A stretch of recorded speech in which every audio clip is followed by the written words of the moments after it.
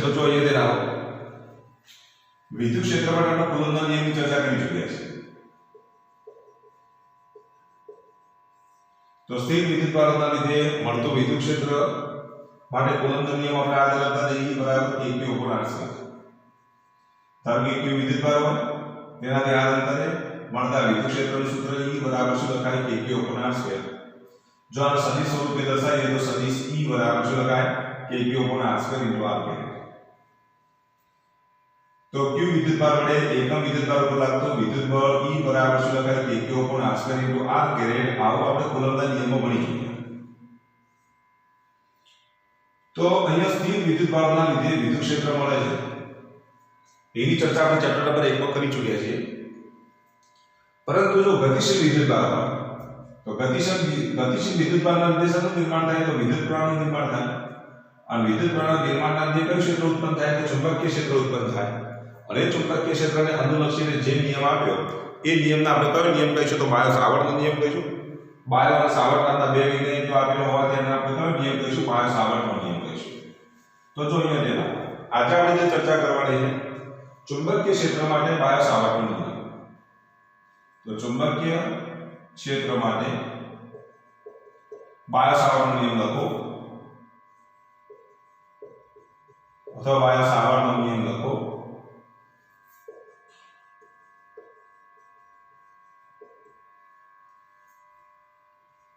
સમજાવો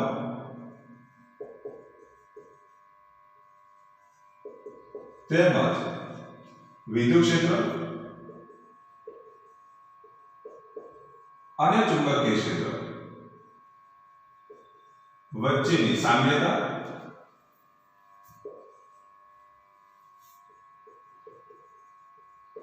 તથા વિષમતા વિશે વિષમતા જણાવો. તો હવે એક પ્રશ્ન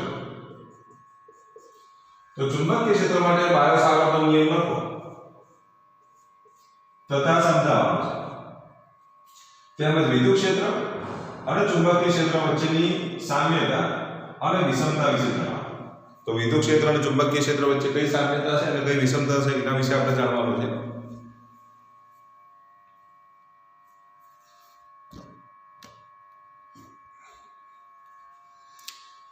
તો જો અહીંયા ધ્યાન આપો, આગળ આપણે આવું સૂત્ર ભણી ચૂક્યા કે ચુંબકીય બળ F બરાબર શું લખીશું તો Q * V × B. પણ અહીંયા શું હતું આ જે ચુંબકીય ક્ષેત્ર હતું બાહ્ય ચુંબકીય ક્ષેત્ર હતું.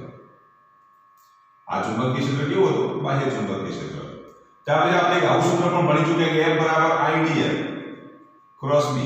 તો અહીંયા પણ આ જે ચુંબકીય ક્ષેત્ર કેવું છે તો બાહ્ય ચુંબકીય ક્ષેત્ર. પરંતુ વિદ્યુત પ્રવાહના લીધે જે ચુંબકીય ક્ષેત્ર ઉત્પન્ન થાય છે તેના માટે જે નિયમ આપ્યો એ કોને આપ્યો તો બાયો-સાવર્ટનો નિયમ આપ્યો. તો બાયો-સાવર્ટે એવું કહ્યું કે ધારો કે આવો કોઈ વિદ્યુત પ્રવાહ ધારિત તાર હોય, આવો એક વિદ્યુત પ્રવાહ ધારિત તાર છે. આ તારમાંથી કોઈ આપણે પ્રવાહખંડ લઈએ, ધારો કે આમાંથી I જેટલો પ્રવાહ પસાર થાય છે. જો I જેટલો પ્રવાહ પસાર થતો હોય તો અહીંયા આપણે I લખી દઈએ. આ રેખાખંડની લંબાઈ તો dl જેટલી હોય તો અહીંયા આપણે સદિશ dl વડે દર્શાવી દઈએ. તો I dl જેટલા પ્રવાહખંડના લીધે આ પ્રવાહખંડથી r અંતરે આવેલા બિંદુ P આગળ, તો આ બિંદુ P આગળ મળતું જે ચુંબકીય ક્ષેત્ર જે છે એ ચુંબકીય ક્ષેત્ર dB બરાબર શું લખાય IdL × r કેરેટ. અહીંયા શું લખ્યું μ0/4π. જેમ પેલામાં સહગુણક k હતો એમ અહીંયા સહગુણક કેટલો છે તો μ0/4π IdL × r કેરેટ / r² છે. વિદ્યુત ક્ષેત્રમાં આપણે આવું લખીએ કે વિદ્યુત ક્ષેત્ર E બરાબર kq * r કેરેટ / r². તો જો અહીંયા r કેરેટ છે તો અહીંયા પણ r કેરેટ છે, /r² તો અહીંયા પણ /r². પણ વિદ્યુત ભારની જગ્યાએ અહીંયા શું આવશે તો પ્રવાહખંડ આવશે. અને k એટલે k ની કિંમત તમને ખબર છે કે 1/4πε0 લખાય. તો જે કઈ 1/4πε0 છે એ જગ્યાએ અહીંયા μ0/4π છે. તો IdL જેટલા પ્રવાહખંડના લીધે બિંદુ P આગળ મળતું ચુંબકીય ક્ષેત્ર dB બરાબર μ0/4π IdL × r કેરેટ / r² છે. આ સૂત્રને આપણે શું કહીશું તો બાયો-સાવર્ટનો નિયમ કહીશું. તો એનો જો આપણે નિયમ લખીએ તો આ રીતે લખાય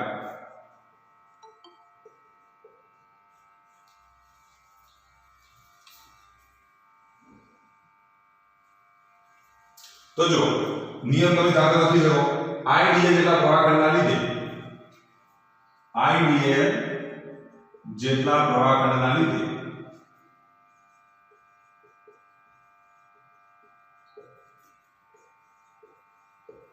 idl ની સાપેક્ષમાં r જેટલા સ્થાન સદિશ છે idl ની સાપેક્ષમાં કારણ કે તમે સ્થાન સદિશ idl થી દોરો છો અને જો idl જેટલા પ્રવાહખંડની સાપેક્ષમાં જો સ્થાન સદિશ દોરતા તો અહીંયા આપણે લખીશું idl ની સાપેક્ષમાં આ સ્થાન સદિશ ધરાવતા બિંદુએ અથવા તો આ અંતરે આવેલા બિંદુએ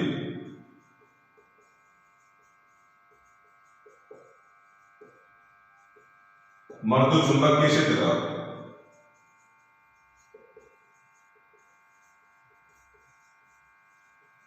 અને એ મળતું ચુંબકીય ક્ષેત્ર dB બરાબર શું લખાય બોલો તો dB બરાબર આપણે શું લખીશું μ0/4 idl ક્રોસ r કેરેટ अपन શું લખીશું r સ્ક્વેર હવે તમને ખબર છે r કેરેટ બરાબર તો શું લખાય સદિશ r r લખાય ને એક કિંમત જો અહીંયા મૂકી દો તો dB તો સૂત્ર આપણને આ રીતે મળે dB બરાબર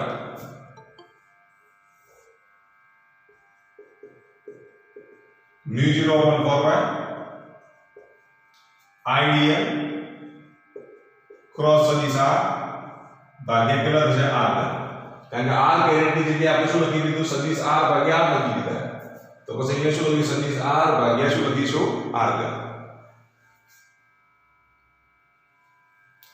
તો બાયોસાવર્ટના નિયમનું સૂત્ર યાદ રાખજો એનો નિયમ આ રીતે છે કે idl જેટલા પ્રવાહખંડના લીધે idl ની સાપેક્ષમાં r જેટલા સ્થાન સદિશે આવેલા બિંદુએ idl વડે મળતું ચુંબકીય ક્ષેત્ર dB બરાબર μ0/4 idl cross r caret upon r square છે પણ r કેરેટ એ એકમ સદિશ છે એ જગ્યાએ તમે સદિશ r ભાગ્યા r લખી શકો તો અહીંયા સદિશ r ભાગ્યા જો r લઉં તો r સ્ક્વેર * r એટલે કેટલા થઈ જશે r વર્ગ તો આ dB નું ચુંબકીય ક્ષેત્ર થયું અહીં કયો ગુણાકાર છે ક્રોસ ગુણાકાર છે તો અહીંયા મોડ ઓફ dB જો લખીએ તો મોડ ઓફ dB બરાબર μ0/4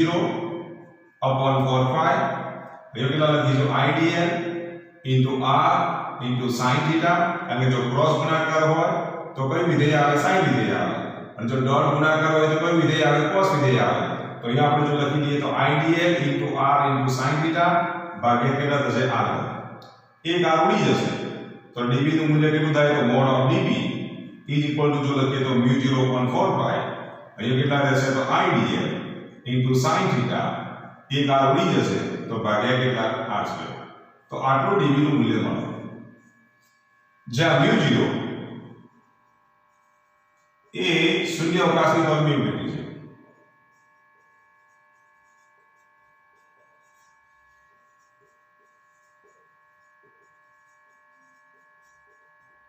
અને μ0/4 ની કિંમત યાદ રાખવાની તો μ0/4 ની કિંમત 10 ની -7 ઘાત છે એનો જો આપણે એકમ લખીએ તો ચુંબકીય ક્ષેત્રનો એકમ ટેસ્લા પછી I નો એકમ એમ્પિયર પણ આ બાજુ જશે તો છેદમાં 1r² ઉડી જાય તો ટેસ્લા મીટર અને dl નો એકમ મીટર r² નો એકમ મીટર સ્ક્વેર 1 મીટર ઉડી જશે 1 મીટર આ બાજુ ગુણ્યા તો ટેસ્લા * મીટર ભાગ્યા એમ્પિયર તો આ μ0 એ શૂન્યાવકાશની પરમિટિવિટી છે μ0/4 ની કિંમત કેટલી થાય 10 ની -7 ઘાત છે ટેસ્લા મીટર પ્રતિ એમ્પિયર અથવા તો μ0 બરાબર તમે આવું લખી શકો 4 ગુણ્યા 10 ની -7 ઘાત ટેસ્લા મીટર પ્રતિ એમ્પિયર છે તો આ જે મળ્યું એ શૂન્યાવકાશની પરમિટિવિટીનું મૂલ્ય મળ્યું જે રીતે વિદ્યુત ક્ષેત્રમાં k ની કિંમત આપણે લખતા k બરાબર 9 ગુણ્યા 10 ની 9 ઘાત એટલે ચુંબકીય ક્ષેત્રની અંદર μ0 ની કિંમત કેટલી તો 4 ગુણ્યા 10 ની -7 ઘાત તો વિદ્યુત ભાર વડે મળતા વિદ્યુત ક્ષેત્રનું મૂલ્ય કેવું હોય તો વધારે હોય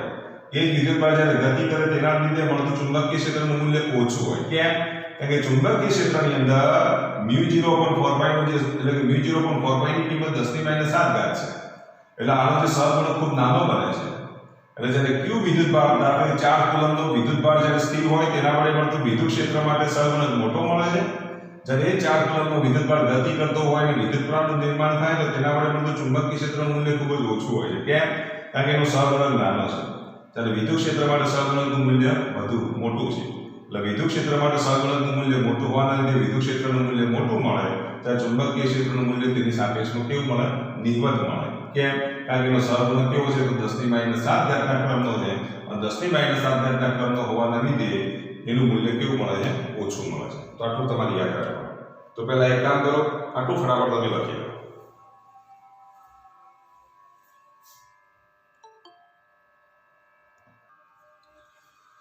હવે જો અહીંયા ધ્યાન આપો, આઈડિયલ જેટલા પ્રવાહખંડના લીધે બિંદુ P આગળ મળતા ચુંબકીય ક્ષેત્રની દિશા કઈ બાજુ હોય? તો આપણે દિશાની પણ વાત કરી દઈએ. તો જો અહીંયા ધ્યાન આપો, ક્રોસ ગુણાકાર છે. અહીંયા આપણને કેવી રાશિ મળે છે? તો સદિશ રાશિ મળે છે. સદિશ રાશિ મળે છે, એની દિશા કઈ બાજુ હોય? તો એની આપણે વાત કરી દઈએ. તો આઈડિયલ જેટલા પ્રવાહખંડના લીધે બિંદુ P આગળ મળતા ચુંબકીય ક્ષેત્રની જો વાત કરીએ તો તમારે શું કરવાનું? જમણા હાથના સ્ક્રૂના નિયમનો ઉપયોગ કરવાનો. શાનો ઉપયોગ કરવાનો? જમણા હાથના સ્ક્રૂના નિયમનો ઉપયોગ કરવાનો. તમારે શું કરવાનું? આઈડિયલ પ્રવાહખંડની દિશામાં તમારે આંગળીઓ ગોઠવવાની અને ઘુમાવવાની કઈ બાજુ? R તરફ. અંગૂઠો જે દિશામાં રહે એ ચુંબકીય ક્ષેત્રની દિશા થાય. તો જો અહીંયા ધ્યાન આપો, આઈડિયલ પ્રવાહખંડની દિશામાં જો હું આ રીતે આંગળીઓ ગોઠવી દઉં તો જો આઈડિયલ પ્રવાહખંડને જમણો હાથ પસંદ કરો, આઈડિયલ પ્રવાહખંડની દિશામાં તમે આંગળીઓ ગોઠવી દો, ઘુમાવો કઈ બાજુ? તો R તરફ ઘુમાવો. R તરફ ઘુમાવવાથી અંગૂઠો કઈ બાજુ રહેશે? અંદરની તરફ. તો બિંદુ P આગળ મળતું ચુંબકીય ક્ષેત્ર કઈ બાજુ હોય? તો અંદરની તરફ. અને અંદરની તરફના ચુંબકીય ક્ષેત્રને આપણે ક્રોસ વડે દર્શાવીશું. શેના વડે દર્શાવીશું? ક્રોસ વડે દર્શાવીશું. એ જ આઈડિયલ પ્રવાહખંડ વડે ધારો કે અહીંયા આપણે બીજું બિંદુ Q લઈએ. બિંદુ Q આગળ જો ચુંબકીય ક્ષેત્ર શોધવું હોય તો એનું સ્થાન સદિશ આપણે સદિશ R લઈ લઈએ. તો જો આ આઈડિયલ પ્રવાહખંડની દિશા છે, R ની તરફ તમે આંગળીઓ ઘુમાવો, R ની તરફ તમે આંગળીઓ ઘુમાવો તો અંગૂઠો કઈ બાજુ રહેશે? તો આમ બહારની તરફ રહેશે. તો બિંદુ Q આગળ મળતું ચુંબકીય ક્ષેત્ર પુસ્તકના પાનાના બહારની તરફ. ચુંબકીય ક્ષેત્ર જો પુસ્તકના પાનાના બહારની તરફ હોય તો એને આપણે ડોટ વડે દર્શાવીશું. ચુંબકીય ક્ષેત્ર પુસ્તકના પાનાના અંદરની તરફ હોય તો એને આપણે ક્રોસ વડે દર્શાવીશું. તો એ તમારે લખી દેવાનું, ચુંબકીય ક્ષેત્રની દિશા એ જમણા હાથના સ્ક્રૂના નિયમની મદદથી નક્કી થાય છે. તો અહીંયા આપણે એની દિશા વિશે વાત કરી દઈએ. ચુંબકીય ક્ષેત્રની દિશા કઈ બાજુ હોય? તો ચુંબકીય ક્ષેત્રની દિશા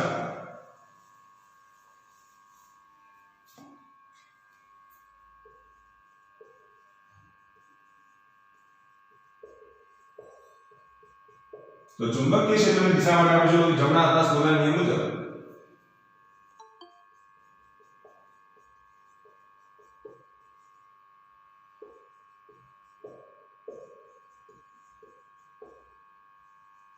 જમણા હાથના સ્ક્રૂના નિયમ મુજબ કઈ બાજુ હશે? બોલો.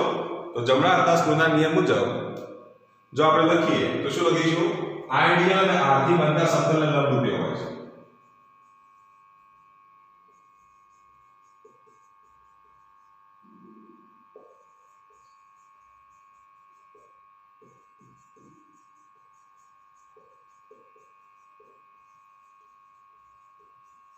તો આપણે તમારા ચુંબકીય ક્ષેત્રની દિશા લખી દે. જમણા હાથના સ્ક્રૂના નિયમ મુજબ આઈડિયલ અને સદિશ R થી બનતા સમતલને લંબરૂપે હોય છે. તમે વિદ્યુત ક્ષેત્રમાં આપણે ભણી ગયા. વિદ્યુત ક્ષેત્રમાં કેવું હતું જુઓ. ધારો કે આ કેવું વિદ્યુતભાર છે, તેનાથી આપણે સદિશ R લઈએ. બિંદુ P આગળ વિદ્યુત ક્ષેત્ર શોધવું હોય તો R ની દિશામાં હોય અથવા એની વિરુદ્ધ દિશામાં. ધન વિદ્યુતભાર હોય તો R ની દિશા, અને જો ઋણ વિદ્યુતભાર હોય તો R ની વિરુદ્ધ દિશામાં. તો વિદ્યુત ક્ષેત્ર માટે વિદ્યુત ક્ષેત્રની દિશા કઈ બાજુ હોય? તો R ની દિશામાં અથવા એની વિરુદ્ધ દિશામાં હોય. જ્યારે ચુંબકીય ક્ષેત્ર માટે ચુંબકીય ક્ષેત્રની દિશા એ R ને લંબરૂપે હોય. આટલું યાદ રાખવાનું, R ની દિશાને લંબરૂપે હોય. જ્યારે વિદ્યુત ક્ષેત્ર માટે R ની દિશાનો અથવા તો R ને શું હોય? સમાંતર. એટલે આપણે એમ કહી દઈએ કે R ની દિશાને સમાંતર હોય છે. તો આટલું યાદ રાખવાનું. વિદ્યુત ક્ષેત્ર માટે વિદ્યુત ક્ષેત્રની દિશા R ના સદિશને સમાંતર હોય છે. જ્યારે ચુંબકીય ક્ષેત્ર માટે ચુંબકીય ક્ષેત્રની દિશા R ના સદિશને લંબરૂપે હોય છે, અથવા તો આઈડિયલ અને R થી બનતા સમતલને લંબરૂપે હોય છે. હવે અહીંયા ધ્યાન આપો, આ તો આપણે એક આઈડિયલ જેટલા પ્રવાહખંડ વડે મળતા ચુંબકીય ક્ષેત્રની વાત કરી. હવે સમગ્ર તાર વડે મળતું જો ચુંબકીય ક્ષેત્ર શોધવું હોય તો દરેક પ્રવાહખંડ વડે મળતા ચુંબકીય ક્ષેત્રનું તમારે શું કરવું પડે? સરવાળો કરવો પડે. અને બધા જ તાર વડે મળતા ચુંબકીય ક્ષેત્રનો સરવાળો કરવાથી બિંદુ P આગળ આપણને પરિણામી ચુંબકીય ક્ષેત્ર મળે. તો સમગ્ર તાર વડે મળતું ચુંબકીય ક્ષેત્ર માટે આપણે લખી દઈએ. તો સમગ્ર તાર માટે મળતું ચુંબકીય ક્ષેત્ર એને હું સદિશ B વડે દર્શાવું. તો બધા dv ના મૂલ્યનો તમારે શું કરવું પડે? સરવાળો કરવો પડે. તો સિગ્મા અહીંયા આપણે શું લખીશું? dv. તો આપણે સમગ્ર તાર વડે મળતું ચુંબકીય ક્ષેત્ર શોધવું હોય તો દરેક પ્રવાહખંડ વડે મળતા ચુંબકીય ક્ષેત્રનો તમારે શું કરવો પડે? સદિશ સરવાળો કરવો પડે. શું કરવો પડે? સદિશ સરવાળો. એટલે સંપાતપણાના સિદ્ધાંતનો ઉપયોગ કરવો પડે. જેમ આપણે વિદ્યુત ક્ષેત્ર માટે ઘણા બધા વિદ્યુતભારો વડે મળતું બિંદુ P આગળ વિદ્યુત ક્ષેત્ર શોધવું હોય તો તમે શું કરતા હતા? ધારો કે અહીંયા Q વિદ્યુતભાર હોય અથવા Q1 વિદ્યુતભાર હોય, અહીંયા Q2 વિદ્યુતભાર હોય, અહીંયા Q3 વિદ્યુતભાર હોય અને બિંદુ P આગળ જો વિદ્યુત ક્ષેત્ર શોધવું હોય તો દરેક માટે તમે શું કરતા હતા? આના વડે મળતું વિદ્યુત ક્ષેત્ર વત્તા આના વડે મળતું વિદ્યુત ક્ષેત્ર વત્તા આના વડે મળતું વિદ્યુત ક્ષેત્ર એ બધા જ વિદ્યુત ક્ષેત્રનો આપણે અહીંયા સરવાળો કરતા હતા. તો કયા સિદ્ધાંત મુજબ? તો સંપાતપણાના સિદ્ધાંત મુજબ. તો અહીંયા ચુંબકીય ક્ષેત્ર માટે પણ આપણે યાદ રાખો, જો તમારા આખા તાર વડે બિંદુ P આગળ મળતું ચુંબકીય ક્ષેત્ર શોધવું હોય તો એ બિંદુ P આગળ ચુંબકીય ક્ષેત્ર શોધવા માટે તમે અહીંયા સંપાતપણાના સિદ્ધાંતનો ઉપયોગ કરી શકો. બધા જ પ્રવાહખંડ વડે મળતું ચુંબકીય ક્ષેત્ર શોધવા માટે સિગ્મા શું લખીશું? db. જો અહીંયા પ્રવાહનું વિતરણ સતત હશે તો આ સરવાળો શેમાં પરિણમે? સંકલનમાં પરિણમે. તો એ વખતે તમે આવું લખી શકો.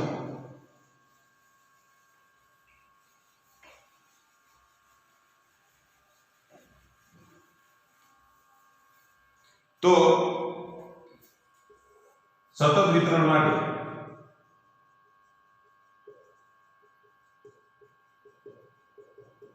ચુંબકીય ક્ષેત્ર B બરાબર ઇન્ટિગ્રેશન dv.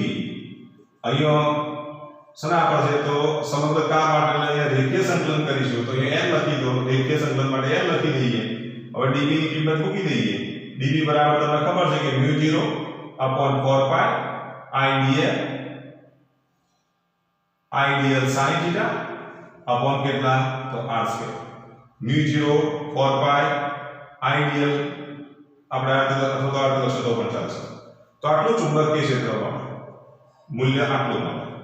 સદિશ સ્વરૂપે જો દર્શાવતા અહીંયા ક્રોસ ગુણાકાર આ એનું શું થયું? મૂલ્ય થયું. તો અહીંયા ધ્યાન આપો, ચુંબકીય ક્ષેત્ર એ આઈડિયલ પ્રવાહખંડ અને સ્થાન સદિશ r ઉપરાંત થીટા પર પણ આધાર રાખે. જ્યારે વિદ્યુત ક્ષેત્રમાં કેવું હતું?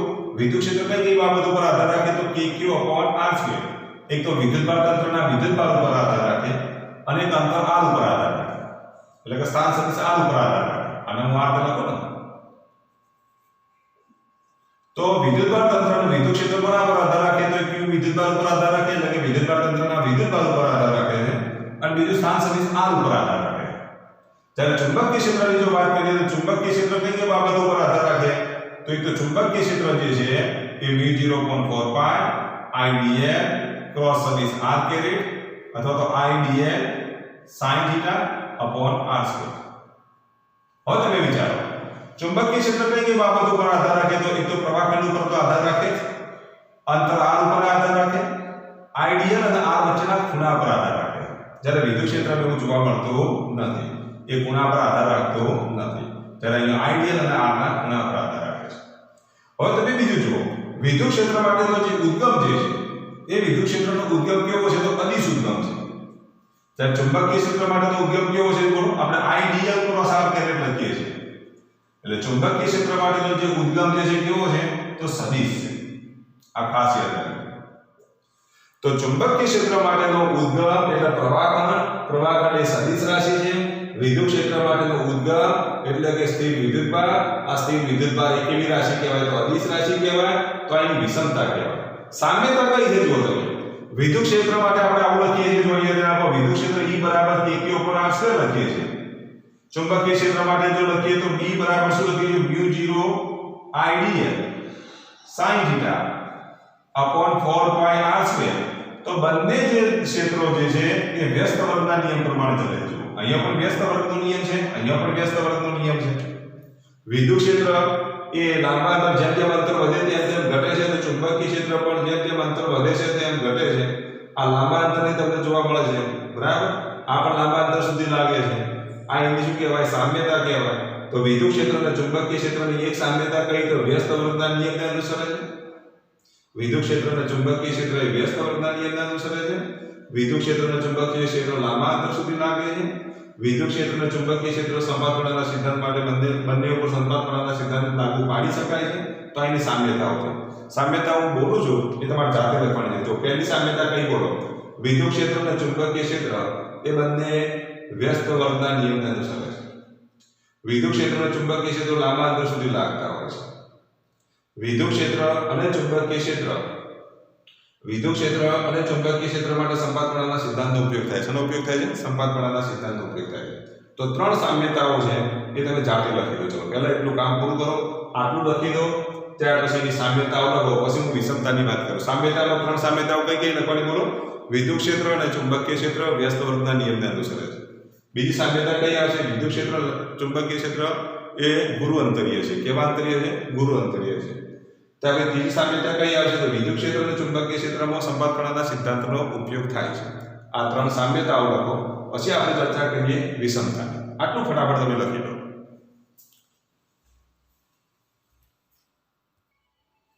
ચલો વિદ્યુત ક્ષેત્ર અને ચુંબકીય ક્ષેત્રની વિષમતાઓ. ચલો પહેલી વિષમતા કઈ આવશે બોલો? કોઈને યાદ આવે છે? તો જો વિદ્યુત ક્ષેત્ર અને ચુંબકીય ક્ષેત્રની પહેલી વિષમતાની જો આપણે વાત કરીએ તો વિદ્યુત ક્ષેત્ર માટે ઉદ્ગમ કેવું છે? તો અદિશ ઉદ્ગમ છે. ચુંબકીય ક્ષેત્ર માટેનું ઉદ્ગમ કેવું છે? તો સદિશ ઉદ્ગમ છે. તો પહેલી વિષમતા તમે લખી દો. વિદ્યુત ક્ષેત્ર માટે અવાજ સંભળાય ને? તો પહેલી વિષમતા લખો તમે. વિદ્યુત ક્ષેત્ર માટે ઉદ્ગમ કેવું છે? તો અદિશ ઉદ્ગમ છે. વિદ્યુત ભાર Q એ કેવો ઉદ્ગમ કહેવાય? તો અદિશ ઉદ્ગમ છે. ચુંબકીય ક્ષેત્ર માટે ઉદ્ગમ કેવું છે? તો સદિશ ઉદ્ગમ છે. ચુંબકીય ક્ષેત્ર માટે ઉદ્ગમ સદિશ ઉદ્ગમ છે.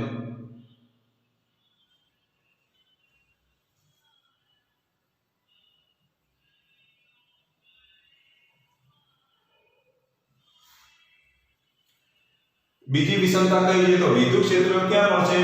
તો r ની દિશામાં અથવા તો r ની વિરુદ્ધ દિશામાં. એટલે વિદ્યુત ક્ષેત્ર એ r ની દિશાને કેવો હોય છે? સમાંતર હોય છે. તો લખી દેજો વિદ્યુત ક્ષેત્ર એ સ્થાન સદિશ r ની દિશાને સમાંતર હોય છે. વિદ્યુત ક્ષેત્ર એ r ની દિશાને સમાંતર હોય છે. કો તો એની દિશામાં હોય અથવા એની વિરુદ્ધ દિશામાં હોય, એટલે સમાંતર સદિશ જ મળે. એટલે સમાંતર છે એવું તમે કહી શકો. તો વિદ્યુત ક્ષેત્ર એ r ની દિશાને સમાંતર હોય છે. જ્યારે ચુંબકીય ક્ષેત્ર માટે તમે જુઓ તો ચુંબકીય ક્ષેત્ર આઈડિયલ અને આરથી બનતા સમતલને લંબરૂપે હોય છે. તો લખી દેજો ચુંબકીય ક્ષેત્ર એ આઈડિયલ અને આરથી બનતા સમતલને લંબરૂપે હોય છે.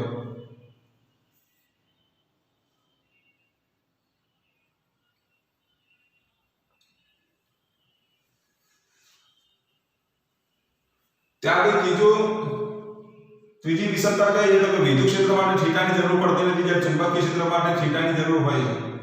થીટાનું યોગદાન અહીંયા છે, જ્યારે અહીંયા થીટાનું યોગદાન નથી.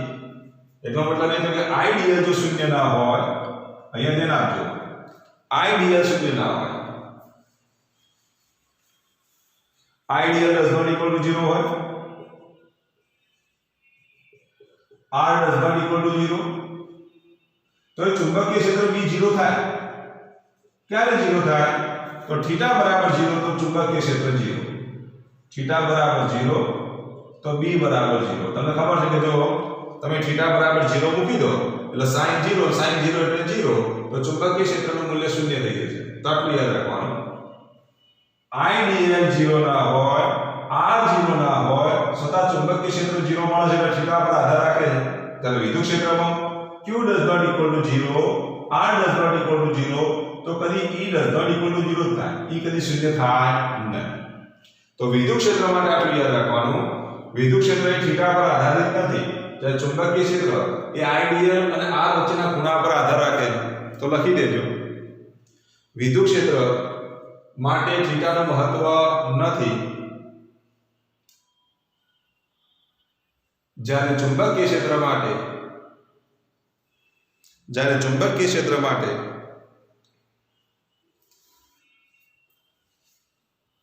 પ્રવાહખંડ આઈડિયલ અને સદિશ r વચ્ચેના ખૂણા પર આધાર રાખે છે. પ્રવાહખંડ આઈડિયલ અને સદિશ r વચ્ચેના ખૂણા પર આધાર રાખે છે. તો આની વિષમતા કહેવાય. તો વિષમતાઓ આપણે કેટલી મળી? તો 3 વિષમતાઓ મળી. કઈ કઈ? તો વિદ્યુત ક્ષેત્ર માટે ઉદ્ગમ કેવું છે? તો અદિશ છે. ચુંબકીય ક્ષેત્ર માટે ઉદ્ગમ કેવું છે? તો સદિશ છે. આ પહેલી વિષમતા કહેવાય. વિદ્યુત ક્ષેત્ર એ હંમેશા r ની દિશામાં એટલે કે સમાંતર હોય છે. ચુંબકીય ક્ષેત્ર માટે આપણે કેવું હોય તો લંબરૂપે હોય છે. વિદ્યુત ક્ષેત્ર માટે થીટાની જરૂર હોતી નથી. ચુંબકીય ક્ષેત્ર માટે થીટાની જરૂર હોય છે. તો 3 સામ્યતાઓ થઈ અને 3 વિષમતાઓ થઈ. હવે જો અહીંયા ધ્યાન આપો, એક અગત્યનું મોસ્ટ આઈપી ઓબ્જેક્ટિવ તમે તૈયાર કરી દેજો. હવે તમને એમ કીધું કે μ0 * ε0 આવું આપ્યું કે μ0 * ε0. તો μ0 * ε0 નું મૂલ્ય કેટલું હોય આપણે જોઈ લઈએ. તો જો μ0 * ε0 નું મૂલ્ય કેટલું હોય તો આનું જો મૂલ્ય શોધવું હોય તો μ0 બરાબર આપણે આવું લખીએ તો μ0 * 4π. મેં 4π વડે ભાગી દીધા, અહીંયા 4π વડે ગુણી કરો. 4π વડે ભાગ્યા 4π વડે ગુણ્યા. પણ μ0 * 4π ની કિંમત ખબર છે કેટલી તો 10 ની -7 થાય. અને 4π * ε0 ની કિંમત ખબર છે કેટલી તો 1/k. વિદ્યુત ક્ષેત્રમાં આપણે ભણી ચૂક્યા. તો આના બરાબર જો લખીએ તો 10 ની -7 થાય અને 1/k એટલે k ની કિંમત ખબર છે 9 * 10 ની 9. 7 આવા છેદમાં જો લખીએ તો આવું લખાય 1/9 * 10 ની કેટલી ઘાત થશે 16 ઘાત. તો μ0 * ε0 ની કિંમત કેટલી મળે તો μ0 * ε0 ની કિંમત જો લઈએ તો 1/3 * 10 ની 8 ઘાત નો વર્ગ થાય એટલે 3 નો વર્ગ એટલે 9 અને 10 ની 16 ઘાત એટલે 10 ની 8 ઘાત નો વર્ગ એટલે 3 * 10 ની 8 ઘાત નો હોલ સ્ક્વેર થાય કે નહીં. તો 3 * 10 ની 8 ઘાત ની જગ્યાએ તમે શું લખી શકો? પ્રકાશનો વેગ c લખી શકો. તો આના બરાબર જો લખીએ તો અહીંયા શું લખાશે μ0 * ε0 બરાબર 1/c² થાય. આ તો પ્રકાશનો વેગ છે c બરાબર તમને ખબર છે 3 * 10 ની 8 ઘાત થાય.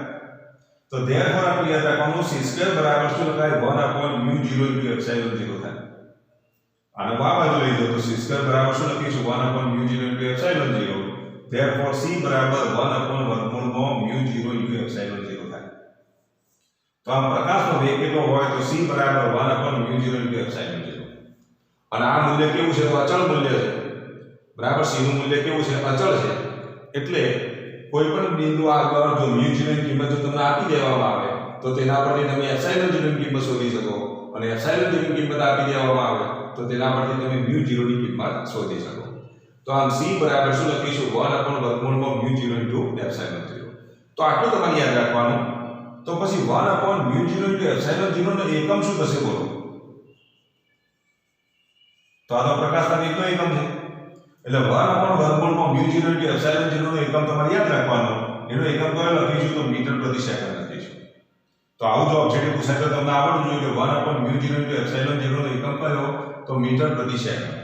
કદાચ એક્ઝામમાં એવું પૂછે કે 1/μ0 * ε0 નો એકમ કયો તો 1/μ0 * ε0 નો એકમ જો લખીએ તો શું લખાય બોલો? કારણ કે વર્ગ કરીએ તો મળે એટલે મીટર સ્ક્વેર પ્રતિ સેકન્ડ સ્ક્વેર. તો 1/μ0 * ε0 નો એકમ કયો આવશે તો મીટર સ્ક્વેર પ્રતિ સેકન્ડ સ્ક્વેર આવે. તો આટલું ખાસ યાદ રાખવાનું. તો 1/μ0 * ε0 નો એકમ મીટર પ્રતિ સેકન્ડ. 1/μ0 * ε0 નો એકમ કયો આવે તો મીટર સ્ક્વેર પ્રતિ સેકન્ડ સ્ક્વેર. કદાચ તમને જો પૂછે તો વર્ગમૂળમાં μ0 * ε0 નો એકમ તો આનો જો એકમ પૂછે તો ખાસ યાદ રાખજો સેકન્ડ પ્રતિ મીટર આવે અને વ્યસ્ત થઈ જશે. અને એ રીતે μ0 * ε0 નો એકમ જો કીધો હોય તો એનો એકમ કયો આવશે સેકન્ડ સ્ક્વેર પ્રતિ મીટર સ્ક્વેર આવે. તો જો ચાર વ્યવસ્થિત જોઈ લો તમારે પહેલા આવના નથી કે 1/μ0 * ε0 એટલે મીટર પ્રતિ સેકન્ડ. એ જગ્યાએ પહેલા ચેક કરી લેવાનું કે કયું ઓબ્જેક્ટિવ છે. ગમે તે પૂછી શકાય. આર્ધે પણ આપેલું હોય, આર્ધે પણ આપેલું હોય, વર્ગમૂળમાં μ0 * ε0 આર્ધે પણ આપેલું હોય અથવા આર્ધે પણ આપેલું હોય. તો એટલે એકમ આર્ધે મળે. હવે એનું પારિમાણિક સૂત્ર જો લખીએ તો મીટર પ્રતિ સેકન્ડ એટલે શું લખીશું બોલો? L1t⁻⁻⁻. આનું પારિમાણિક સૂત્ર જો લખીએ તો N2t⁻². આનું પારિમાણિક સૂત્ર જો લખીએ તો T1 L⁻⁻1. આનું પારિમાણિક સૂત્ર જો લખીએ તો T2 L⁻⁻2. તો એના પારિમાણિક સૂત્ર જો પૂછે તો એ પણ તમને નક્કી આવડવા જોઈએ. તો આટલું તમે પહેલા ફટાફટ લખી દો.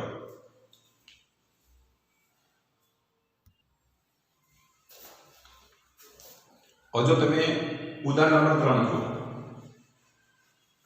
તો ઉદાહરણ નંબર 3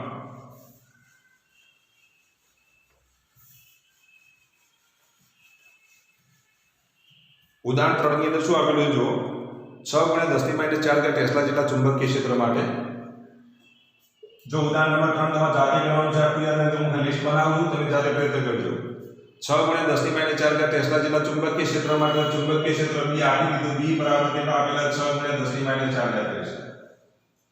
આ ચુંબકીય ક્ષેત્રના લંબરૂપે કોઈ એક કણ વિદ્યુતભારિત કણ દાખલ થાય છે જેનો વેગ આપ્યો 3 × 10⁷ મીટર પ્રતિ સેકન્ડ છે. તો ઇલેક્ટ્રોન દાખલ થાય છે, ઇલેક્ટ્રોનનો વેગ આપી દીધો છે.